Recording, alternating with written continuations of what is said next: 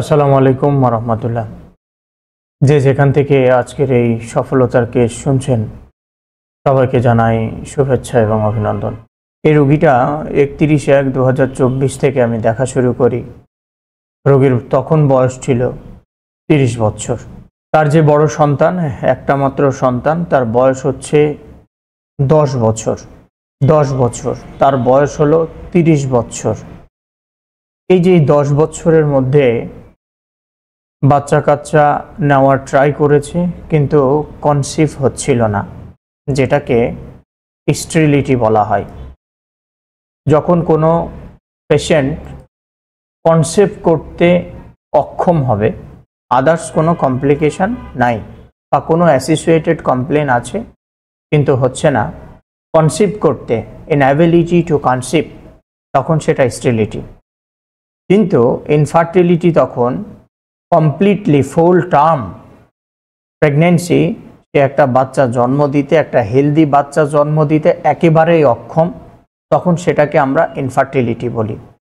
যেহেতু এই মেয়েটার এই পেশেন্টের একটা বাচ্চা হয়েছে, আমরা সেক্ষেত্রে এটাকে ইনফার্টিলিটি বলতে পারি না, এটা হচ্ছে স্টেরিলিটি। যে কমপ্লেনগুলো নিয়ে আসছিল, তার কমপ্লেন ছিল 2 থেকে 3 মাস পর পর মাসিক হয়, 5 দিন থাকে।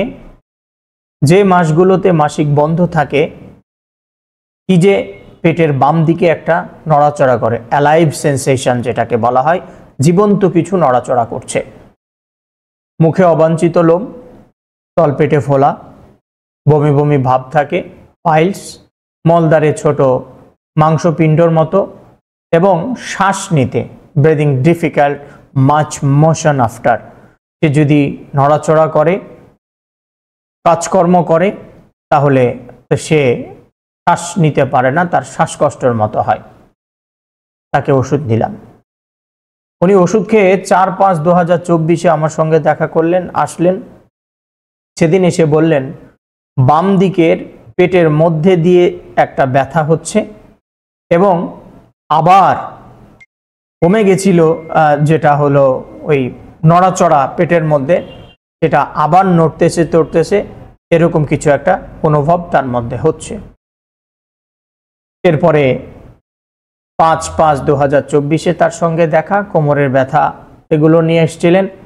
এক্স রে করতে দেওয়া হয়েছিল, সেখানে লাম্বার ডিজেনারেশন চেঞ্জ পেলাম এবং লাম্বারের মধ্যে একটা জায়গায় টান খেয়ে আছে, স্যাক্রালাইজেশন পেলাম অফ L5 and S1।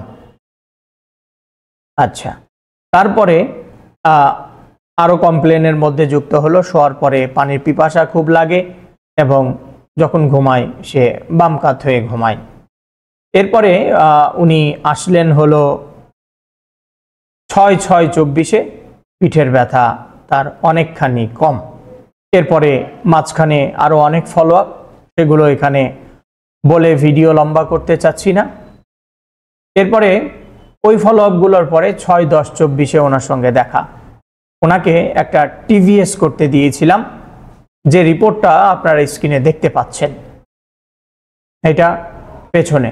সেখানে দেখেন AFC 8 mm, রোগী PCOS-এ ভুগছে, পলিসিস্টিক ওভারিয়ান সিনড্রোম যেটা, এবং তার বংশে 13 ইয়ার্স পর তার বোনের বাচ্চা হয়, মানে তার বোনেরও বাচ্চা হচ্ছিল না, দীর্ঘ 13 বছর পরে তার বোনের বাচ্চা হয়।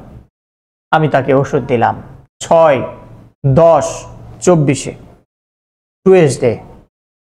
টুয়েসডে, দিন ছিল হলো 28 তারিখ, 26/11/2024 উনি এই যে হোয়াটসঅ্যাপের যে ছবিটা দেখছেন, উনি ছবি দিয়ে আমাকে দেখালেন, উনি কনসেপ্ট করেছেন। চিকিৎসাটা শুরু কিন্তু 31/1/24 থেকে। ওনার এই পিসিও এতটুকু বলছি, এই কমপ্লেনটা আগেও ছিল, সেটা ট্রিটমেন্ট করতে হয়েছে, টিভিএস করতে হলো, ক্লিয়ার হলাম, ওষুধ দিলাম। তাহলে এইখানে কি বলবেন?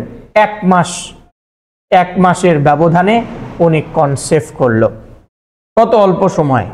এইভাবে যদি ফার্স্ট অবস্থা থেকে যারা স্টেরিলিটিতে ভুগতেছেন তারা যদি একজন অভিজ্ঞ হোমিওপ্যাথি ডাক্তারের আন্ডারে থাকতে পারেন, ধৈর্য ধরে সময় দিতে পারেন, অবশ্যই আপনিও এই রুগী আজ যেমন সফল, এইভাবে আপনিও মা হতে পারবেন। সন্তান একটাই ছিল, আরও ফ্যামিলিগত একটা সন্তান হওয়ার কারণে যেগুলো হয় ফ্যামিলিতে, সে গল্প সব আমার কাছে করেছে, আমি শুনেছি। আমি ওই কষ্ট থেকে এই রুগীকে এগিয়ে নিয়ে যাওয়ার চেষ্টা করছিলাম। আমিও চেষ্টা করেছি, রুগীও চেষ্টা করেছে, আল্লাহ সফলতা দান করেছে। বাইটিং হিস্ট্রির মধ্যে বিড়ালের কামড় ছিল, পায়ে ঘায়ের মতো অ্যাক্সিডেন্ট করেছিল 7 বছর আগে, অ্যালার্জি বংশে সবার পেয়েছিলাম, বাবার পাইলসের সমস্যা, চাচার ক্যান্সার, অ্যাজমা চাচার ছিল, টিউমার বাবার ছিল, রাগ, চাপা রাগ, মেমোরি কম, বজ্রপাতের ভয় আছে, কাতরতার মধ্যে শীতকাতর, গোসলে অনীহা, ঠান্ডা পানি দিয়ে গোসল করতে পছন্দ করে, শরীরে ঘাম কম, গরমে বাড়ে, আইসক্রিম ঠান্ডা খাবার পছন্দ, পাতাকপি আলু এগুলো অপছন্দ, মাংস খেলে কষ্ট বাড়ে, ক্ষুধা তেমন নেই, পিপাসা নরমাল, পায়খানা কষা, স্বপ্ন দেখে, ঘুম বেশি।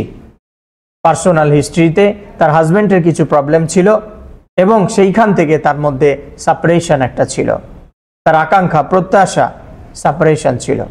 অ্যালার্জি বাড়ে মাংস পুঁইশাক খেলে, মিন্সের প্রবলেম তো দেখলেন ওপরে, সাদা স্রাব মাসিকের আগে হতো, হবি সবাইকে নিয়ে আমি ভালো থাকতে চাই। কত ভালো মানুষ একজন, কত পরিষ্কার মানুষ, কিন্তু একটা বাচ্চা হওয়ার কারণে এই মানুষটাকে অনেকেই কষ্ট দিচ্ছিল। ইভেন বিয়ের পরে একটা মেয়ের সব থেকে আপনজন হয় হাজবেন্ড, সেও তার উপরে আঙ্গুল তুলে কথা বলেছে, কিন্তু সে চায় সবাইকে নিয়ে আমি ভালো থাকতে চাই। বিপি নর্মাল, বাদ বাকি চোখে দেখতে একটু প্রবলেম, পানি টানি খাই, আদার্স ওকে।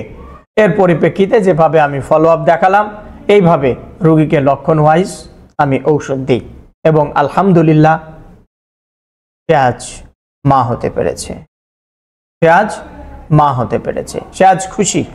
রোগীর জন্য দোয়া করবেন, এই সম্পূর্ণ প্রেগন্যান্সি সময়টা যেন আল্লাহ ওনাকে ভালো রাখে এবং সুস্থ সবল সুন্দর একটা বাচ্চা পৃথিবীতে আসে। এটাই হলো হোমিওপ্যাথি।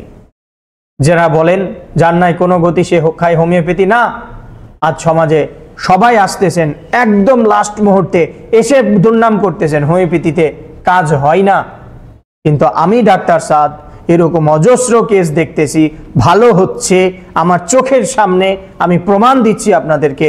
প্রথম অবস্থাতে আসলে রোগী পরিপূর্ণ সুস্থ হচ্ছে। তবে হ্যাঁ, ডাক্তারদের মধ্যেও পার্থক্য আছে। আপনি যেন তেন ব্যাঙের ছাতার মতো নিয়ে বসে আছেন, এইরকম ডাক্তারের কাছে গিয়ে কাজ হবে না। আর হোমিওপ্যাথির দুর্নাম করবেন, এটা কখনো হতে পারে না।